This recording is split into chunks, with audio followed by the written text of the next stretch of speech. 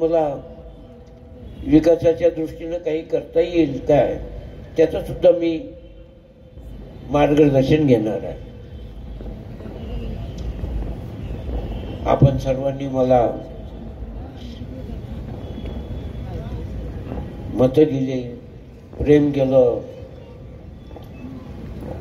ते मी वाया जाऊ देणार नाही. कारण आपण संधी देणारे लोक आहे. संधीचं सोनं केलं तर ठीक, नाही तर पुढच्या वेळेस द्यायचे की नाही हे सुद्धा आपल्या हाती आहे. त्याच्यामुळे मी आपल्या आशीर्वादाने या मतदारसंघात जे करता येईल, शेतकऱ्याचे प्रश्न असो, गोरगरीब रंजल्या गल्ल्याचे प्रश्न असो, ते सोडवण्याच्या दृष्टीनं मी नक्की प्रयत्न करीन. पुनश्च मी मतदारसंघातल्या सर्व लोकांचे, सर्व मतदारांचे मनापासून आभार मानतो. धन्यवाद. अत्यंत जवळून पाहिली आणि या शहराचा जो बाबाजींनी चेहरा मोहरा बदलवला ते इतर कोणी करू शकले.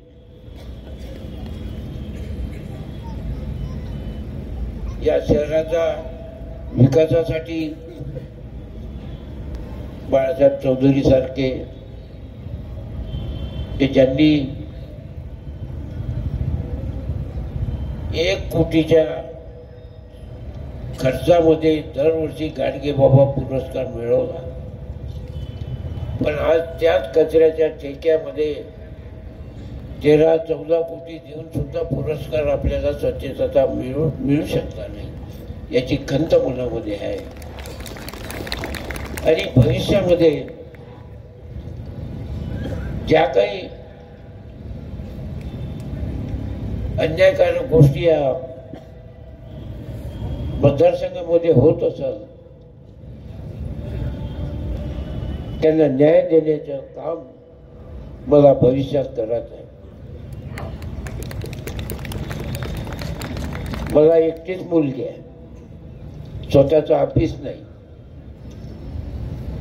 एका 3 पत्र्याच्या शेडमध्ये मी दिवसभर बसतो लोकांचे काम करत.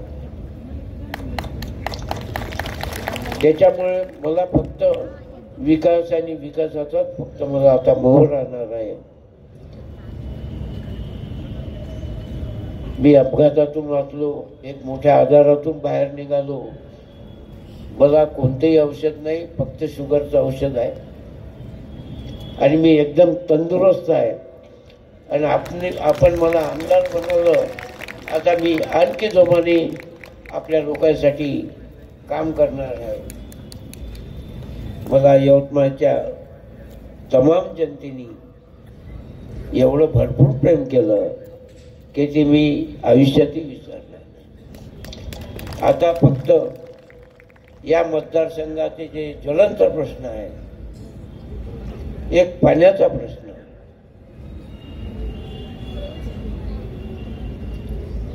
त्यात तोही प्रश्न महत्वाचाच आहे. भाईगिरी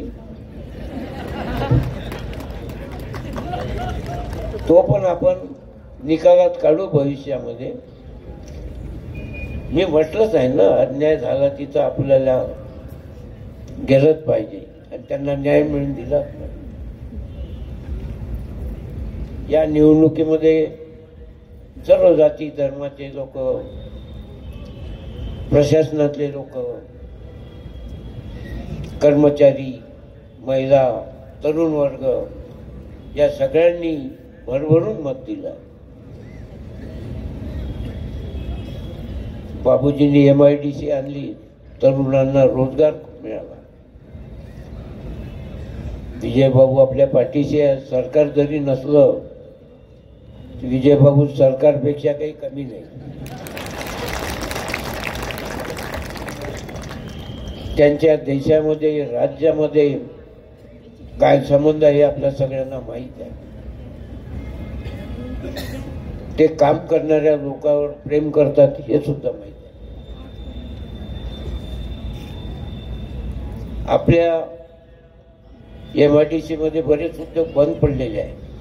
मी विजयबाबूला विनंती करतो का इथल्या बेरोजगार लोकांसाठी एक जे आहे उद्योग काम चालू आहे, रेमंड वगैरे, सूतगिरणी, हे सगळे आपणच आणलेले आहे.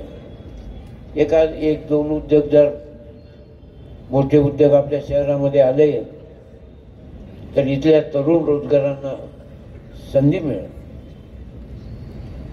असे अनेक प्रश्न आहेत